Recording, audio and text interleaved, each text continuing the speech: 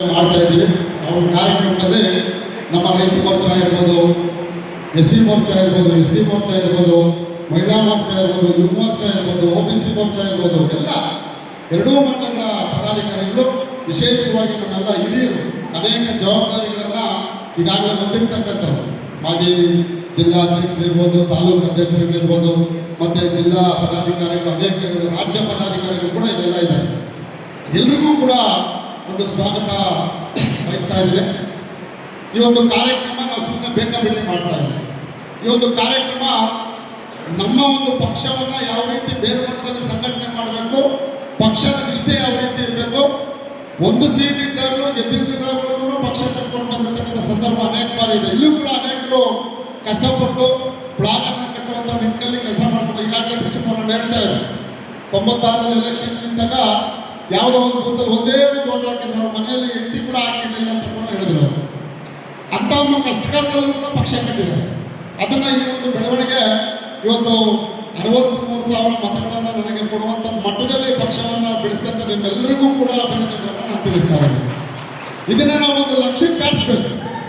ಮುಂದೆ ಬರ್ತಕ್ಕಂಥ ದಿನಗಳಲ್ಲಿ ನಾವು ಭಾರತೀಯ ಜನತಾ ಪಕ್ಷ ಅಂದ್ರೆ ನಾವು ಬಾಗೇಪಲ್ಲಿ ವಿಧಾನಸಭಾ ಕ್ಷೇತ್ರದಲ್ಲಿ ಒಂದು ರಾಜ್ಯದಲ್ಲೇ ಮಾದರಿ ಆಗಿದೆ.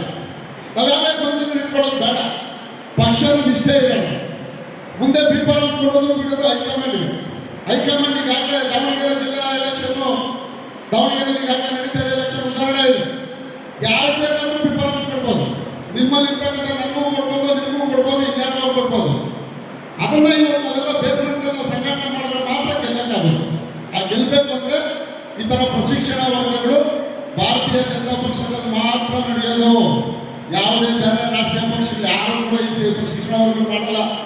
ಎಲೆಕ್ಷನ್ ಬಂದಾಗ ಬರ್ತಾರೆ, ಊರು ಸುಮ್ಮನೆ ಅದು ಇದು ಮಾಡ್ತಾರೆ, ಏನೋ ಗೊಬ್ಬೆ ಬರ್ತಾರೆ, ಹೋಗ್ತಾರೆ. ಆದರೆ ಈ ತರ ಒಂದು ಕಾರ್ಯಕ್ರಮಗಳನ್ನು ಆಯೋಜನೆ ಮಾಡಿ ಸಂಘಟನೆ ಯಾವ ರೀತಿ ಮಾಡಬೇಕು, ಪಕ್ಷ ಯಾವ ರೀತಿ ಕಟ್ಟಬೇಕು, ಬೂತ್ ಮಟ್ಟದಲ್ಲಿ ಯಾವ ರೀತಿ ಕೆಲಸ ಮಾಡಬೇಕು ನಾವು, ಮತ್ತೆ ನಾವು ಯಾವ ರೀತಿ ಜನನ ಪರಿವರ್ತನೆ ಮಾಡಬೇಕು, ರಾಜ್ಯದ ಏನು ಸರ್ಕಾರ ಇರ್ತಕ್ಕಂಥ ಸರ್ಕಾರ ಯಾವ ರೀತಿ ದುರಾಡಳಿತ ನಡೆಸ್ತಾ ಇದೆ ವಿಚಾರಗಳನ್ನು ಮುಗಿಸ್ಬೇಕು, ಕೇಂದ್ರ ಸರ್ಕಾರದ ಸಾಧನೆಗಳನ್ನ ನಮ್ಮ ಸಂಸದರ ಸಾಧನೆಗಳನ್ನ ನಾವೆಲ್ಲ ಮನೆ ಮನೆ ಪ್ರಚಾರ ಮಾಡಬೇಕು.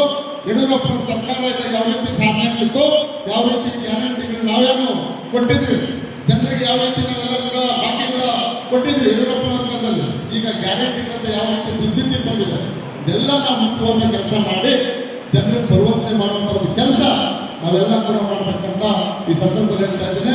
ಯಾಕಂದ್ರೆ ಜಾಸ್ತಿ ಮಾತಾಡ್ತಿದ್ದ ವೇದಿಕೆ ಮೇಲೆ ಗಣ್ಯರು ನಮಗೆಲ್ಲ ಕೂಡ ಈಗಾಗಲೇ 7 ಅವಧಿಗಳನ್ನ ನಾಳೆ ಮಧ್ಯಾಹ್ನ 1 ಗಂಟೆವರೆಗೂ ಕೂಡ ಅವಧಿಗಳಿರುತ್ತೆ. ದಯವಿಟ್ಟು ನಿಮ್ಮಲ್ಲಿ ಕೇಳ್ಕೊಳ್ಳೋದು ಇಷ್ಟೇ, ನಾನು ಯಾರೂ ಕೂಡ ರಾತ್ರಿ ಕೂಡ ಇಲ್ಲೇ ತಕ್ಕಬೇಕು. ನಾವೆಲ್ಲ ನಾನು ಕೂಡ ನಿಮ್ಮ ಜೊತೆ ಇರ್ತೀನಿ. ನಾನು ಕೂಡ ನಾಳೆ ಮಧ್ಯಾಹ್ನದವರೆಗೂ ಯಾರೆಲ್ಲೂ ಹೋಗಲ್ಲ.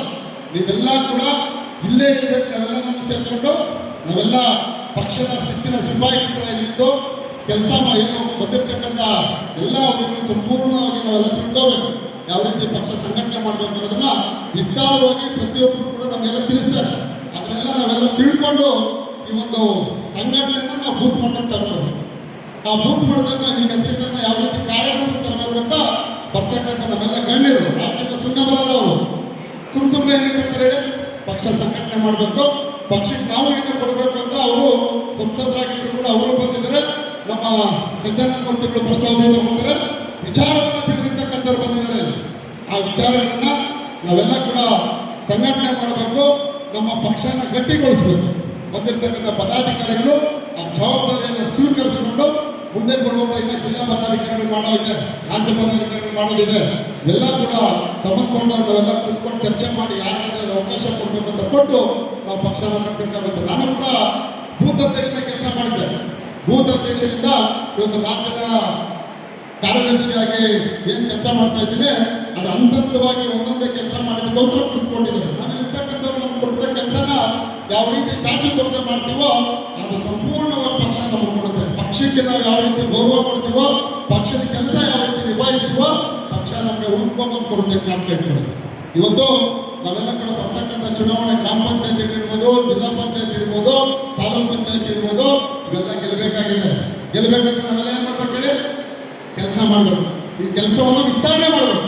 ಅದರಿಂದ ನೀವೆಲ್ಲ ಕೂಡ ಸಂಪೂರ್ಣವಾಗಿ ಬಂದಿರ್ತಕ್ಕಂಥ ಎಲ್ಲ ನಮ್ಮ 7 ಜನ ನಮ್ಮ ನಮಗೆ ಅವಧಿಗಳನ್ನು ತಗೊಂಡು, ಯಾಕಂದ್ರೆ ಅವ್ರು ಒಂದೊಂದು ಅವರ್ ಹೊರಿತಾರೆ, ಅವರು ವಿಚಾರಗಳನ್ನ ಮುಟ್ತಾರೆ. ನಾವೆಲ್ಲ ಎದ್ದೋಗ್ಬಾರ್ದು ಯಾರು. ದಯವಿಟ್ಟು ನಿಮಗೆ ಕೋರ್ಕೊಳ್ಳೋದು ಇಷ್ಟೇ, ನಾನು ಬೇಕಾಬಿಟ್ಟು ಎದ್ದೋಗ್ಬಾರ್ದು. ಸಮಯ ಕೊಡ್ತಾರೆ ನಿಮ್ಗೆ ಆಚೆ ಟೀ ಕಾಫಿ ಬ್ರೇಕ್ ಕೊಡ್ತಾರೆ, ಕುತ್ಕೊಳ್ಳೋಕೆ ಅವಕಾಶ ಕೊಡ್ತಾರೆ, ಅದು ಆಟ ಆಡೋಕ್ಕೆ ಅವಕಾಶ ಇರುತ್ತೆ, ಎಲ್ಲದಕ್ಕೂ ಇರುತ್ತೆ. ಆದರೆ ಸಭೆ ತಗೊಂಡಾಗ ವಿಚಾರವನ್ನು ಮಂಡಿಸೋವಾಗ, ವಿಚಾರವನ್ನು ತಿಳಿಸೋವಾಗ ಅವಧಿ ಇದರಲ್ಲಿ ಯಾರು ಕೂಡ ಎದ್ದೋಗೋ ಕೆಲಸ ಮಾಡಬೇಕು ಅಂತ ನಿಮಗೆಲ್ಲರೂ ಕೂಡ ಮನವಿಯನ್ನು ಮಾಡ್ಕೊಳ್ತಾ ಇದ್ದೀನಿ. ನೀವೆಲ್ಲ ಕೂಡ ಸಂಪೂರ್ಣವಾಗಿ ನಾಳೆ 1 ಗಂಟೆವರೆಗೂ ಸಮಾರೋಪ ಮುಗಿಸ್ಕೊಂಡು ನಾವು ಮನೆಗಳಿಗೆ ಹೋಗಬೇಕು. ಏನು ಕೆಲಸ ಇದೆ, ಒಂದು ದಿನ ಅಷ್ಟೇ ನಾವೆಲ್ಲೋ ಆಡ್ಕೊಂಡಿರ್ತೀವಿ ಅಷ್ಟೇ. ಒಂದಿನ ನಾವೆಲ್ಲ ಮಾಡ್ಕೊಂಡ್ರೆ ಏನಾಗಲ್ಲ, ಆರಾಮಾಗಿ ನಾವು ಖುಷಿಯಾಗಿರ್ತೀವಿ. ನಾವೆಲ್ಲ ಕೂಡ ಒಂದು ಒಟ್ಟಿಗೆ ಸೇರುವಂಥ ಕೆಲಸ ಇವತ್ತು ದೇಶದಲ್ಲಿ ಮನೆ ಸಂತೋಷಿ ಅವರು ಹೇಳಿದ್ರು, ನಾವೆಲ್ಲ ಕೂಡ ಒಟ್ಟಿಗೆ ಬೆದ್ದು ಒಂದು ಹತ್ರ ಮಲ್ಕೋಬೇಕು. ನಾವು ಹೋದ್ರೆ ಒಂದು ರೂಮ್ ಇರ್ತೈತೆ, ಒಂದು ರೂಮಲ್ಲಿ ಮಲ್ಕೊಂಡ್ರೆ ಇರ್ತೀವಿ ಅಷ್ಟೇ. ಯಾರು ಪಕ್ಕದಲ್ಲಿ ಯಾರು ಮಲ್ಕೊಂಡೆಲ್ಲ ಎಲ್ಲ ಒಂದೇ ಎಣ್ಣೆ ಮಲ್ಕೊತಾ ಇದ್ರು. ಆ ನಿಟ್ಟಿನಲ್ಲಿ ನಾವೆಲ್ಲ ಕೂಡ ಇಲ್ಲಿ ಇರ್ತಕ್ಕಂಥವ್ರು ಇದೇ ರೀತಿಯಲ್ಲಿ ನಾವೆಲ್ಲ ಮಲ್ಕೊಳ್ಳೋಣ. ಇಲ್ಲೇ ಮಲ್ಕೊಂಡು ಇಲ್ಲೇ ಇದ್ದು ಎಲ್ಲ ಕುಶಲೋಪಾದಿಗಳನ್ನು ವಿಚಾರಿಸಿಕೊಂಡು ನಾಳೆ ಪಕ್ಷ ಸಂಘಟನೆ ಯಾವ ರೀತಿ ಮಾಡಬೇಕು, ಪಕ್ಷ ಯಾವ ರೀತಿ ಕಟ್ಟಬೇಕು ಅನ್ನೋದನ್ನ ನಾಳೆ 1 ಗಂಟೆವರೆಗೂ ಯಾರೂ ಕದ್ದಬಾರ್ದು ಇರ್ತಕ್ಕಂಥ ದಯವಿಟ್ಟು ನಿಮ್ಮ ರಿಕ್ವೆಸ್ಟ್ ಮಾಡ್ಕೊತಾ ಇದ್ದೀನಿ. ಇದು ಪಕ್ಷದ ಒಂದು ಆದೇಶ, ಬೇರೆ ನರೇಂದ್ರ ಮೋದಿ ಅವರ ಒಂದು ಆದೇಶ, ನಿತಿನ್ ನಬೀನ್ ಅವರ ಒಂದು ಆದೇಶ, ರಾಜ್ಯಾಧ್ಯಕ್ಷರ ಒಂದು ಆದೇಶ, ಅರ್ಥ ಮಾಡ್ಕೊಳ್ಳಿ. ಅದರಿಂದ ನೀವೆಲ್ಲ ಚಾಚು ಕೆಲಸ ಮಾಡ್ತೀರ ಅಂತ ನೀವು ಹೊಂದಿಸ್ತಾ ಇವತ್ತು ಈ ಕಾರ್ಯಕ್ರಮಕ್ಕೆ ಬಂದಿರ್ತಕ್ಕಂಥ ವೇದಿಕೆ ಮೇಲೆ ಇರ್ತಕ್ಕಂಥ ಎಲ್ಲ ಗಣ್ಯರಿಗೆ ಮತ್ತೆ ಇಲ್ಲೆಲ್ಲ ಇರ್ತಕ್ಕಂಥ ನಾಯಕರುಗಳಿಗೆ ಹೊಂದಿಸ್ತಾ ನಾನು ಮಾತನಾಡ್ತೀನಿ.